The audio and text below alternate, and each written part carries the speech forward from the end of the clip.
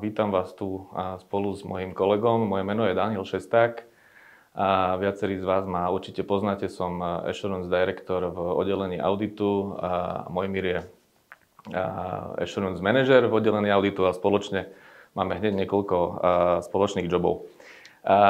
Asi sa pýtate, prečo k vám takto sa dneska prihovárame a možno, že by bolo dobre, keby som to uviedol. Mojou ambíciou je z takýchto cyklov alebo medailónikov jednak predstaviť nás, ľudí, ktorých poznáme väčšinou pracovne, trošku aj inou formou a možno, že podhaliť veci, o ktorých o nás neviete a ktoré si myslím, že stoja za to, aby sme o nich vedeli, lebo sú veľmi inšpiratívne. Takže to je jeden taký zámer. Druhý zámer je spojiť značku PVC na slovenskom trhu so športom. Viac ako doteraz. Treba povedať, že PVC globálne so športom je veľmi previazané a možno, že ste zachytili nedávno veľké oznámenie, že PVC sa stalo hlavným biznis partnerom Formuly 1, ale takisto okrem toho globálne sa robí veľký športový prieskum pod hlavičkou PVC, na ktorom by sme sa chceli v tomto roku prvýkrát zúčastniť. A v spojitosti s tým na tom slovenskom trhu byť viacej viditeľný ako značka, ktorá má ku športu blízko.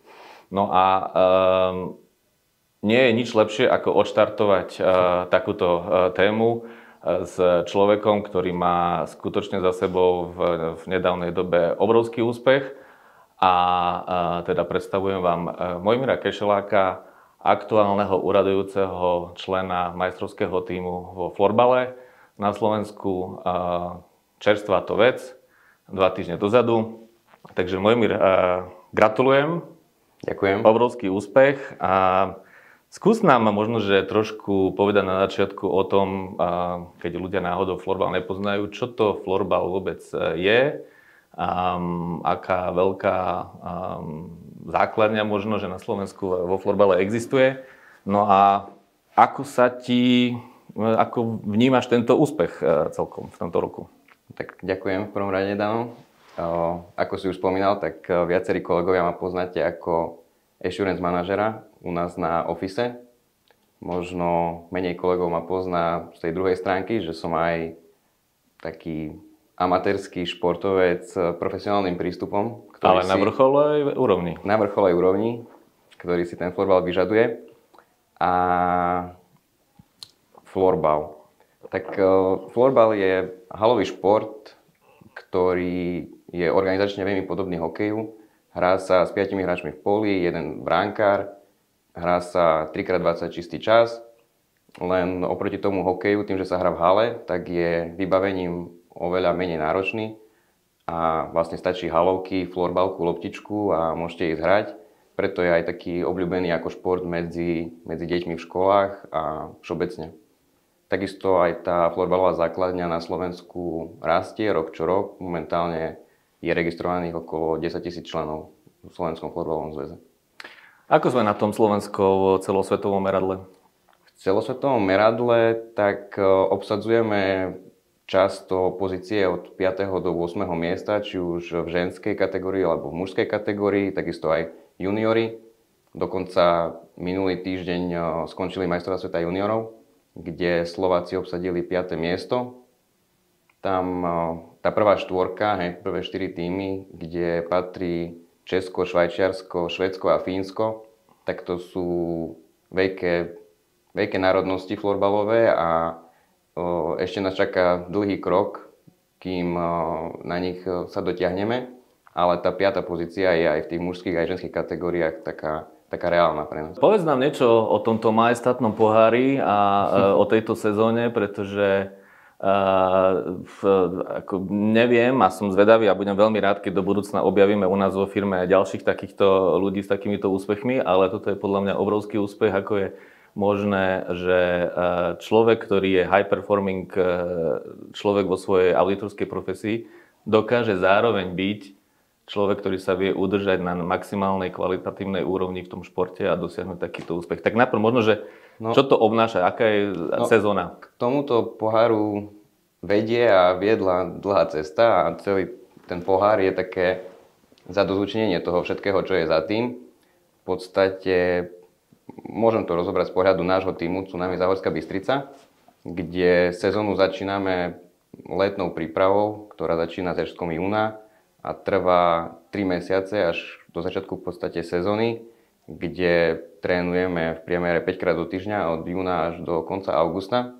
Samozrejme sú k tomu nejaké dovolenky, voľnočasové aktivity v lete, ale keď to chceme brať seriózne, tak väčšinu tých tréningov musíme všetci odmakať. A minulé leto sme to fakt zobrali poctivo a odmakali sme to a v podstate toto je výsledok začiatku tej sezóny v letnej príprave. Potom tá sezóna začína v septembri, kde základná časť trvá od septembra do konca februára. Počas tohto obdobia odohráme 22 zápasov v základnej časti. Tento rok sa nám podarilo skončiť na 2. mieste po základnej časti a potom v marci začína play-off. Do play-off sme si vybrali supera Snipers Bratislava, kde sa nám podarilo, nebolo to vôbec jednoduché, boli to náročné zápasy, ale vyhrali sme 3-0. V podstate play-off sa hrá na 3 víťazné zápasy, čiže maximálne 5 zápasov a potrebujete vyhrať 3 z nich. V semifinále nám ostal super ATU Košice, kde už sme aj prvý zápas prehrali, ale našťastie sa nám to podarilo vyhrať, vyhrali sme 3-1 na zápasy. No a nakoniec sme skončili v tom finále proti Lidu Bratislava. Tradičný super, s ktorým sme hrali v finále aj minulý rok. Na nešťastie minulý rok sme ho prehrali, ale o to sladšia bola pomsta tento rok, kedy sme ten titul získali a po 5 zápasoch vlastne bolo to veľmi vyrovnané. 2 zápasy sme vyhrali po 1 gól, 2 zápasy sme prehrali po predĺžení a ten posledný zápas, akože dovolím si tvrdiť, že boli sme lepším tímom a vyhrali sme zaslúžene o 4 góly 1-7 vo vypredanej hale, novej hale v Malackách, čiže aj pri peknej diváckej kulise. To som sa chcel opýtať, že keď vypredaná hala, tak divácka kulisa je čo? No, záleží od haly a napríklad u nás v hale v Záhorskej Bystrici je kapacita nejakých 250 ľudí, lebo je to v podstate školská hala, ktorá bola vytvorená pre deti v škole a je tam taká malá tribúna, ale pravidelne ju dokážeme vypredať, hej, že tých 250 ľudí príde a tým, že tá hala je malá, tak aj 250 ľudí vie vytvoriť veľmi peknú atmosféru. No a v tých Malackách, kde je tá nová otvorená hala, tak tam na finále poslednom bolo tých 600 ľudí. Tiež to bolo vypredané a... Teraz trošku to premostím práve tú paralelu medzi športom a tvojou profesiou. Ako sa ti podarilo skombinovať a sklbiť to, čo je auditorská profesia, ktorú vieme dobre, že ide častokrát do večerných hodín a potrebuje byť človek v strehu non-stop a zároveň udržiavať sa teda kondične a takticky tak, aby ste to vedeli. Možno, že nájdeš nejaký dôvod práve v tom, čo PVC ponúka a prečo ti to umožnilo, tak skús. Dostávam často túto otázku od kolegov, že ako stíham ten florbal popri tej našej práci a hlavne od tých, ktorí sa prídu pozrieť na zápas a zistia, že aké to je intenzívne a náročné, tak poviem rovno, nie je to jednoduché a chce to istú obetu v zmysle nejakých voľnočasových aktivít.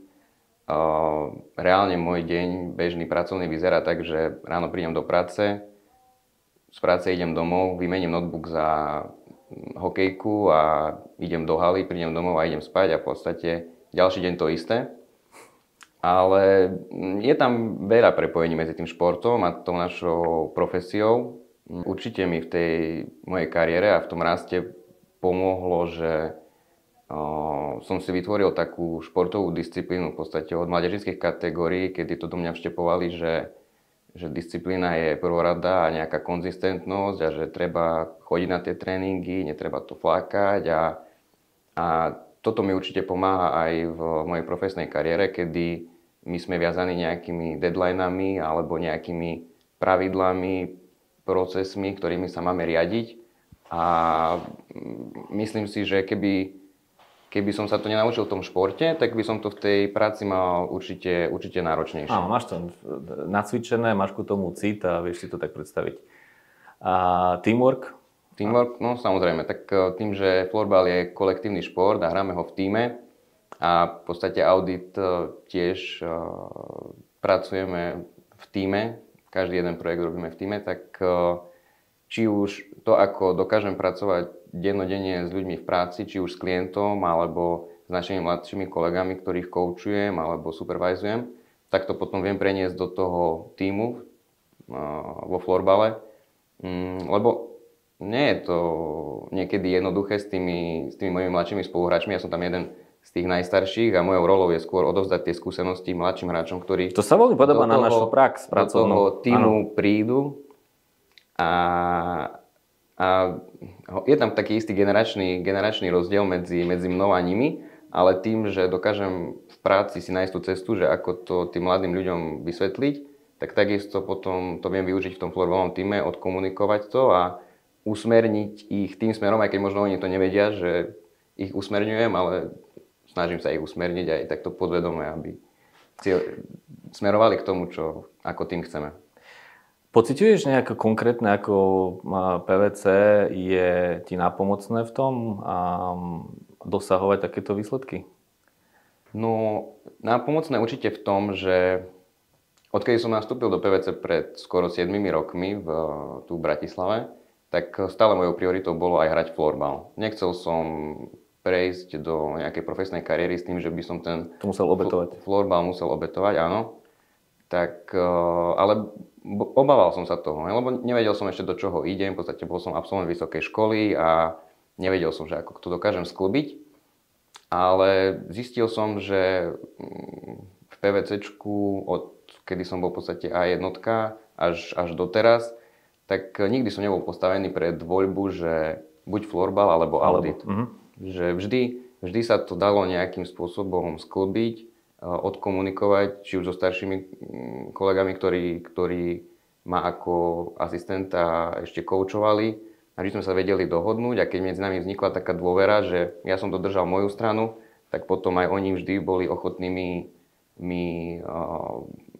ma nechať, akože si organizovať ten môj florbalový život, ako som potreboval. Hej.